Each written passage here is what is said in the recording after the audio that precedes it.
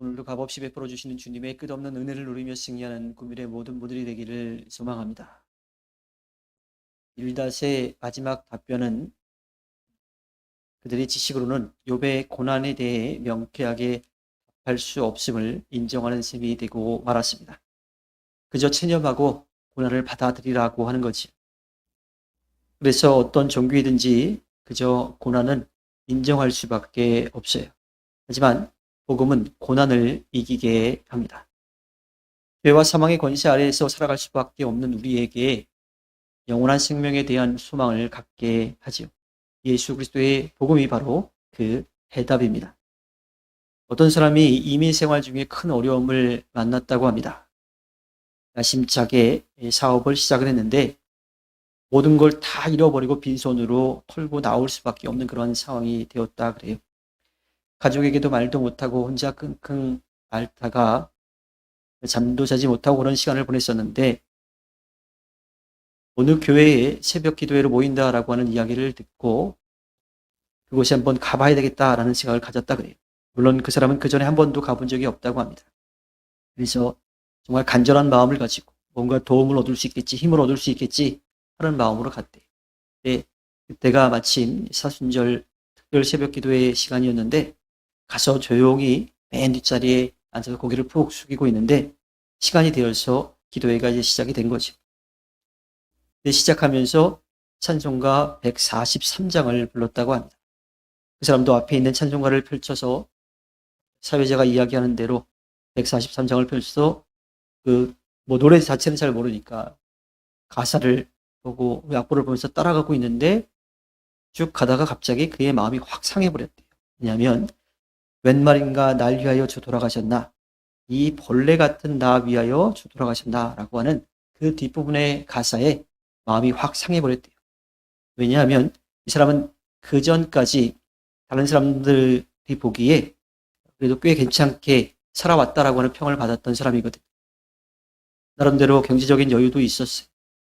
좀 더 크게 해보고 싶은 그런 마음으로 사업을 시작했다가 사업이 잘 안 돼서 어려움을 겪게 된 건데 그 전까지 자신이 살아왔던 그 삶의 모습 가운데 절대로 벌레 같다라고 하는 다른 사람들에게 손가락질을 받을 만한 다른 사람들에게 인정받지 못할 만한 그런 삶을 살지 않았는데 간절한 마음을 가지고 뭔가 좀 해답을 찾을 마음을 가지고 찾아갔는데 그 첫 찬송가 가사에 마음이 상해버렸다라고 하는 겁니다.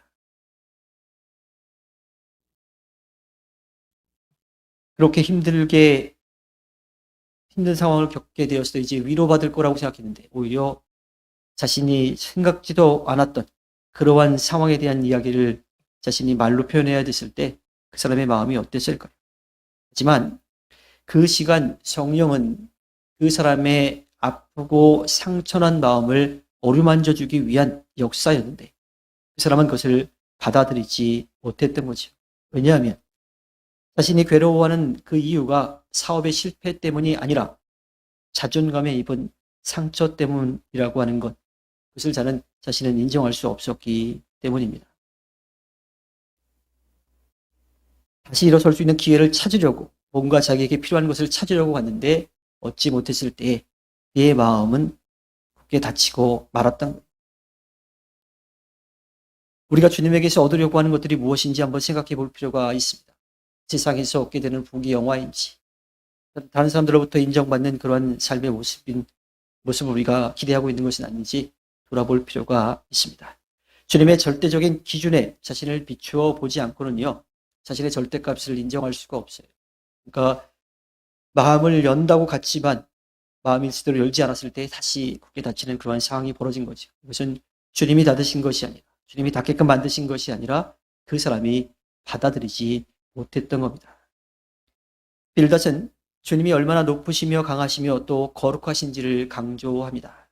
주님이 어떤 분이신지 제대로 안다면 6절에서 이야기하는 것처럼 스스로를 구더기 같은 사람, 또 벌레 같은 그런 존재로 여기게 되는 거예요. 죄악에 물든 우리는 주님 앞에 어떠한 가치를 내세울 수 없는 그러한 존재들입니다. 그것을 인정해야지만 주님이 주시는 구원의 은혜, 그 사랑을 알고 누릴 수 있게 됩니다. 그리고 그 사실을 인정할 때에 주님의 구원의 은혜가 우리의 죄를 깨끗하게 씻어주시고 다시 만나게 해주시고 또 영원한 삶을 누릴 수 있도록 그 길을 열어주시지요. 그 사랑과 은혜를 받아들이냐 그렇지 못하느냐에 따라서 그 사람의 삶의 방향이 바뀌게 되는 겁니다. 또 반대로 이야기하면 그 사랑과 은혜를 받아들일 때에 아무것도 아닌 존재인 우리가 하나님의 사랑을 누리는 자로 또 하나님이 주시는 모든 것들을 깨닫고 그것을 전하는 자로 가치 있게 살아갈 수 있게 되는 거지요. 주님께서 허락해 주신 오늘 하루를 살아갈 때에 모든 것을 아시고 지키고 돌봐주시는 주님을 믿고 의지하며 겸손하게 나아가서 주님 앞에 기쁨을 드리는 국민의 모든 분들이 되기를 주님의 이름으로 부탁드립니다. 기도하겠습니다.